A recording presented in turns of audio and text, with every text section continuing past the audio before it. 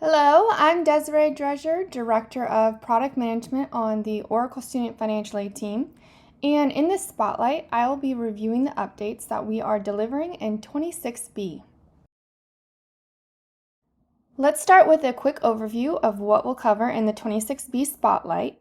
First, we'll walk through the impact of the One Big Beautiful Bill on student financial aid, what's changing, and why it matters to you, our customers. Next, we'll review the release strategy for 26B, including timing, rollout approach, and what you can expect from a delivery perspective. And finally, we'll go through the key contents of the 26B release, highlighting the most important capabilities being delivered. With that, let's start with the impact. The One Big Beautiful Act introduces a significant shift for student financial aid. Signed into law in July 2025, it impacts Title IV programs, especially Pell Grants and direct loans, starting with the 26-27 award year. These changes are broad and operationally complex, and it's important to note that the Department of Education's guidance is still evolving. As a result, institutions need to be prepared as requirements continue to take shape. This gives you a sense of the scale and complexity of the OBBB impact. At a high level, these changes are massive, highly disruptive, and still evolving, with late-breaking guidance continuing to shape how institutions respond. In fact, this drives updates across nearly all of our product modules. From a functional perspective, the impact spans across the entire lifecycle. SAIG and data exchange with new ICER formats, NSLDS updates, and COD schema changes. Pell and non-federal funds, including cost of attendance controls and the new Workforce Pell program. And direct loans, where we see significant changes to loan limits, eligibility rules, and the elimination or restructuring of certain loan programs. The key takeaway here is that this is not a simple change. It is a broad transformation that touches nearly every aspect of financial aid processing. Now let's shift gears and talk about our release strategy for Update 26B. We'll walk through how we're planning the rollout and what you can expect in terms of timing and how we're supporting you through these new changes. Our release strategy is designed to help institutions respond confidently as federal requirements continue to evolve. First, we provide a flexible configuration foundation, so institutions can adapt their own policies and processes as guidance changes. Second, we support real-time simulation before student impact. This allows you to stage new federal data and evaluate 3 layers together: the federal data, Oracle processing, and your institutional configuration. You can then validate expected results and identify the source of any unexpected outcome before it reaches students. Third, the system can package and repackage students as often as needed. This is especially important when federal data, institutional policy, or student information changes during implementation. And finally, once you have validated outcomes, you can move configuration to production with controlled intake, monitoring, and clear visibility into results. The goal here is to give you a safe path to test, adapt, and move forward with confidence. So with that, let's walk through how this comes to life in our phased delivery approach. Before we jump into specific features, I want to briefly walk through how we are delivering OBBB functionality, because the approach here is critical to reduce risk and maintain stability. Phase 1 is the pre-Ed Go Live hotfix. This prepares for Ed's April 26th Go Live, where ICERs, NSLDS, and COD all introduce new formats and fields at once. To protect your production environment during this transition, on April 25th, we are pausing 26-27 ICER processing and temporarily stopping automated NSLDS intake. This ensures unvalidated or unstable data doesn't impact your system while Ed stabilizes. At the same time, we have introduced more flexibility in how NSLDS data can be used in awarding during this period. Phase 2 is the initial 26B release. This delivers end-to-end support for 26-27 across ICERs, NSLDS, COD, and packaging. At this stage, ICER processing is re-enabled, COD processing begins with the new schema, NSLDS processing resumes once stability is confirmed, and most importantly, this release introduces the core regulatory capabilities, including new loan limits, workforce Pell, and configuration-driven packaging automation. Phase 3 is additional capabilities. This builds on that foundation with more advanced scenarios, some of which depend on final ed guidance. This phased approach allows us to deliver value early while continuing to adapt as requirements evolve. Overall, the strategy is designed to protect your production environments, enable compliance as quickly as possible, and continue delivering enhancements as guidance stabilizes. With that, let's take a closer look at what's included in 26B. As I mentioned, this release establishes the core foundation for supporting OBBB, bringing together data, packaging, and compliance for the 26-27 aid year. On the left, foundational data and regulatory readiness is where we've aligned to the new ICER, NSLDS, and COD structures so you can receive and process updated federal data. Next, packaging and awarding transformation, introducing key changes to how aid is calculated and awarded, including workforce Pell and loan limit exception management, all driven through configuration to give you flexibility as guidance continues to evolve. On the right, loan limits and compliance enforcement is where we operationalize the new federal rules, including updated loan eligibility and limits. And finally, visibility and decision support, giving you insight into OBBB funding data to support informed decisions. Let's take a deeper look now into each of these areas. Starting with foundational data and regulatory readiness. One of the unique aspects of OBBB is that ICER formats are changing mid-cycle, something that we haven't seen before. With 26B, we've built in multi-layout ICER support to handle that seamlessly so institutions can continue processing without disruption. The system automatically identifies which ICER version is being received using the ICER version flag available on the ICER record and through API messages so that the correct layout and logic is applied. The updated ICER also includes new OBBB data elements, including workforce Pell and data sourced from NSLDS, ensuring you have what's needed for downstream processing and awarding. We've also added support for new comment codes and ICER corrections while maintaining data integrity across evolving schemas. The end result is that you can continue operating as expected while we've handled the complexity of these changes behind the scenes. This slide brings together the January and April Department of Education updates to ICER comment and reject codes for both the 25-26 and 26-27 award years. The January update added comment codes 335 through 338. These identify missing mailing state information and direct students to update their address information through studentaid.gov. The April update added comment codes 353 through 360 to support identity verification and fraud review. Some of these codes provide informational guidance only. Others require institutional follow-up and resolution, including codes 354, 355, 357, and 359. We also aligned reject code processing to these changes. This includes retiring reject code 6, retaining the mappings for the January mailing address codes, and adding new mappings for reject codes 74, 75, and 76. The result is more consistent resolution guidance for staff and a stronger foundation for institutional automation within ICER processing. In addition to the ICER updates, we've also enhanced NSLDS file processing to support the new OBBB data requirements. This includes updates to the application detail record with additional fields and expanded data to support things like loan limit tracking aggregate balances, and graduate and professional data.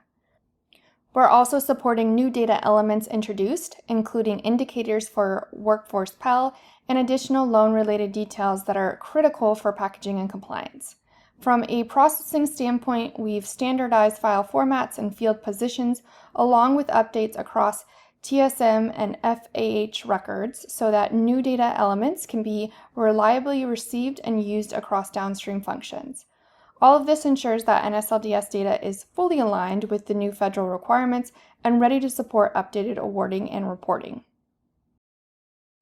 Lastly, as part of supporting updated Department of Education data, we've aligned COD processing with the new 26-27 schema. This enables full support for originations and disbursements using the new COD XML 5.0D format, including the additional data elements required for OBBB. These updates introduce key data points such as enrollment intensity, workforce Pell indicators, and institutional limit flags, which are critical for accurate awarding and reporting. We also support receiving unsolicited COD responses in the new schema, including MPNs, credit decisions, and PLUS responses. This ultimately ensures your COD processing remains aligned with federal requirements and supports the full 26-27 lifecycle. COD introduced enrollment status reporting changes in its June 28th release for applicable 26-27 direct loans. The key new field is the COD enrollment status effective date. This date represents the student's most recent enrollment date in the reported program, and it is used by COD when evaluating loan limit exception eligibility. Starting with our July release, within the delivered baseline logic, Oracle derives this value from the student's original program start date in the SAFI. When appropriate, an OB3 document override can provide a corrected value through awarding override criteria configuration. Institutions may want to override this date in instances when a student withdraws and later re-enters the same program. Authorized users can also update the value directly when manually adding or editing a direct loan within the student's package.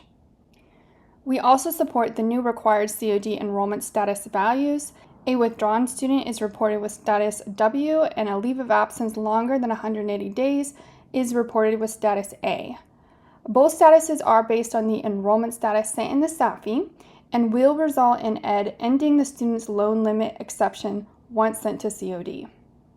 This enhancement allows institutions to meet the new COD reporting requirements to maintain accurate loan limit treatment as student enrollment data changes. With that data foundation in place, let's now look at how this impacts packaging and awarding. With 26B, we've updated baseline configuration to support all Title IV funds, including new Pell Grant values, along with example non-federal funds, so that you can begin packaging with the right foundation in place. This includes updates across key configuration workbooks to support eligibility, awarding logic, and regulatory compliance, all driven through configuration. And as guidance continues to evolve, we recommend leveraging student messaging capabilities to communicate that awards may change, helping set clear expectations during this transition period. This gives you a configurable and adaptable packaging framework, allowing you to move forward with awarding while staying aligned with ongoing changes. Next, let's look at Workforce Pell enablement and how this comes together across the full process. With 26B, we support automated Workforce Pell processing from eligibility through disbursement. It starts with ICER corrections, where you can identify and correct Workforce Pell eligibility directly from the ICER data using configurable discrepancy rules. From there, during packaging, the system uses that corrected ICER data to determine eligibility and automatically package Workforce Pell and tuition and fees based on your configuration. And finally, when you move on to origination and disbursement, that Workforce Pell data is included in COD reporting, ensuring that correct information is sent as part of the disbursement process. So this really provides you an end-to-end configuration-driven flow for Workforce Pell, from identifying eligibility all the way through packaging, reporting, and dispersing. Another foundational update was loan limit exception management, which helps you apply prior loan limit treatment when a student meets the applicable exception criteria. This process begins in awarding override criteria, where the latest ED loan limit exception data is used to determine the exception result. This feature was enhanced with the July release to also review the data within NSLDS and CUD files, as well as the ICER. If ED data is not yet available, an institution can use a temporary school value as an interim measure. That temporary value is only used until ED data is received. Next, the OB3 interim exception document helps confirm continued eligibility against the student's current program information.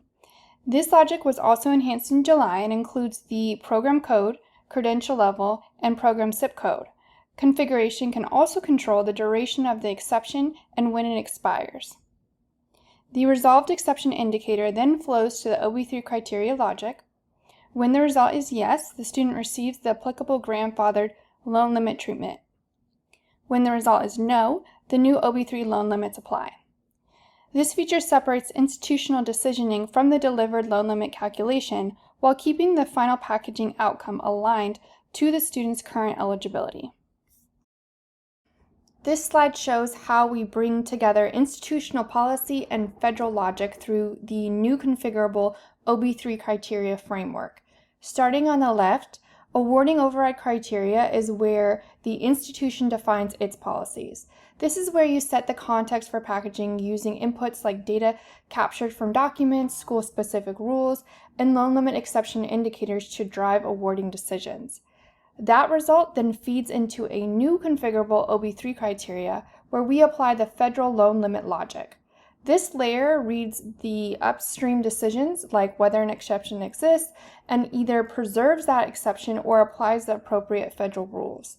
And finally, on the right, packaging uses both of those together to determine the final award. OB3 configuration provides the boundaries like limits or remaining eligibility, while packaging rules ultimately determine the final amounts. So this framework allows you to separate institutional decisioning from federal enforcement while bringing them together seamlessly in the final award. And by delivering this through configuration, it allows us to quickly adapt and to make updates as final rules are confirmed or further changes are introduced. All right, now let's shift into loan limits and compliance enforcement and how we're operationalizing these new federal requirements.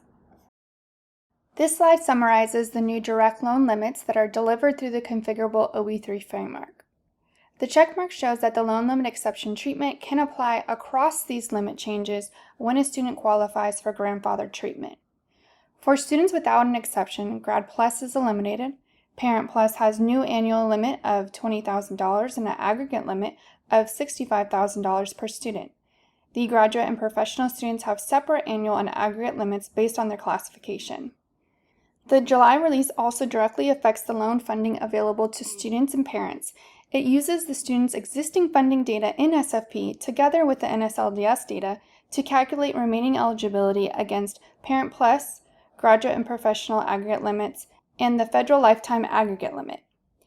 The new lifetime aggregate limit applies across undergraduate, graduate, and professional direct loan borrowing.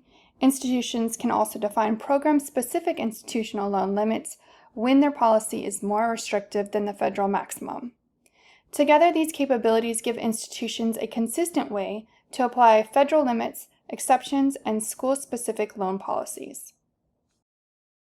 Another important piece here is how we distinguish between graduate and professional students, since that directly drives loan limits. Starting on the left, we use existing configurable grade level progression logic to determine whether a student should be treated as graduate or professional.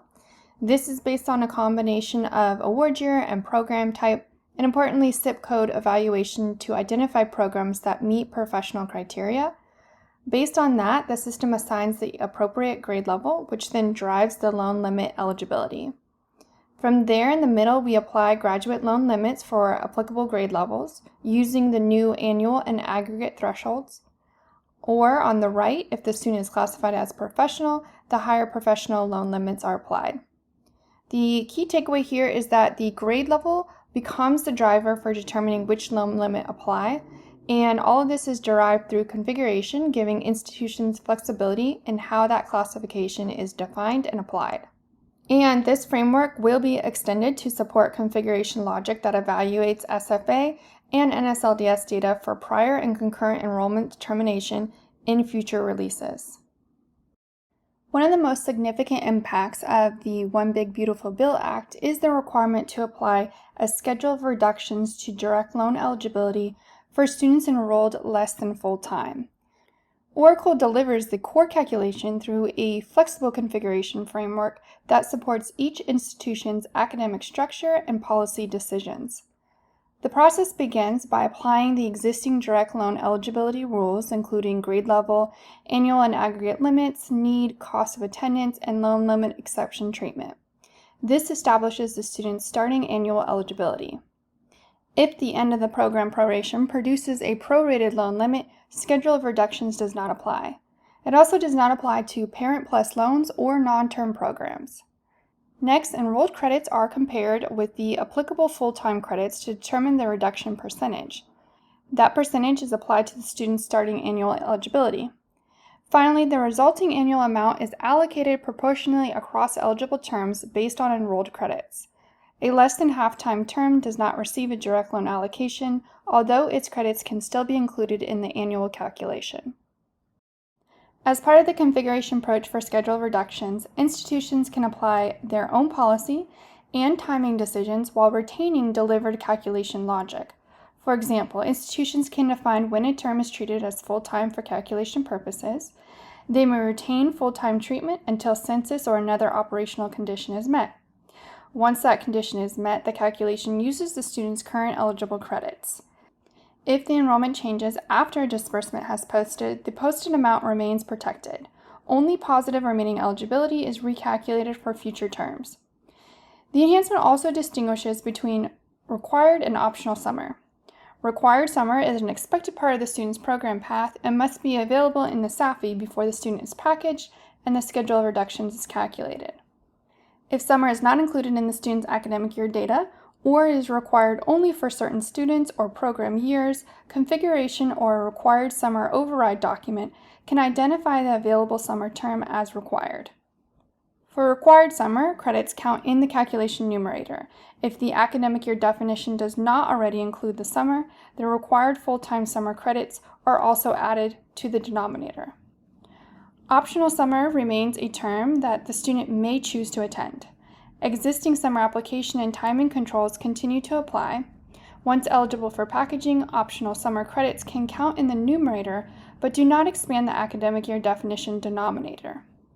Additional configuration guidance, including key setup and integration considerations for schedule of reductions, as well as loan limit exception management, is available in the related release notes and configuration materials on Cloud Customer Connect. All right, finally, let's look at visibility and decision support and how we're surfacing OBBB funding data. With 26B, we are surfacing key data elements across the life cycle so that you can have better insight into eligibility, loan limits, institutional controls, and workforce Pell. These data points are not only available in the UI, but also configurable and reportable, giving you flexibility in how you use them for decision-making and compliance. For example, you'll have visibility into things like loan limit exception indicators, workforce Pell, tuition and fees, and institutional limits, helping you understand how decisions are being applied in awarding. What's shown here is just a subset of the available fields. For full details, including how each field is configured, displayed in the UI, and available in reporting and extract views, please refer to the release notes. The goal is to provide transparency and access to the right data so institutions can make informed decisions and adapt as requirements continue to evolve. To get the full value of these features and to make your uptake as easy as possible, see the Readiness What's New documentation on the Oracle Help Center at docs.oracle.com. I also encourage you to view other resources within Cloud Customer Connect and Oracle documentation. These tools offer guidance, best practices, and a community where you can ask questions or share feedback. We've covered a lot in the 26B Spotlight, and we appreciate your time. We're excited about what this release enables and look forward to continuing to support you as these changes evolve. Thank you.